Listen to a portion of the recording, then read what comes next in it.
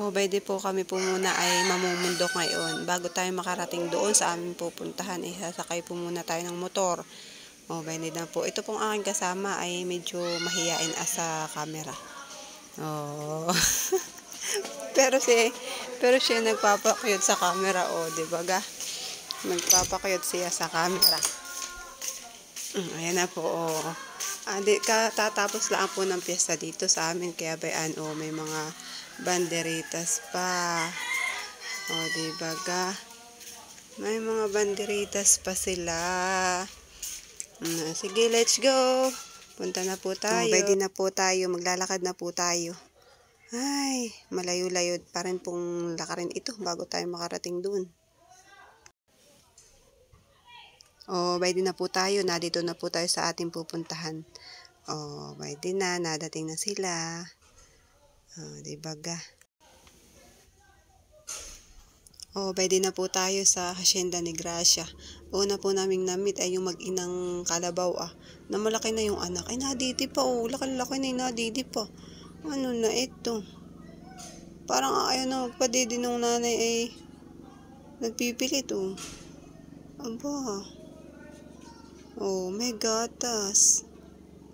Malaki na pero nadidi pa. Di ba ga?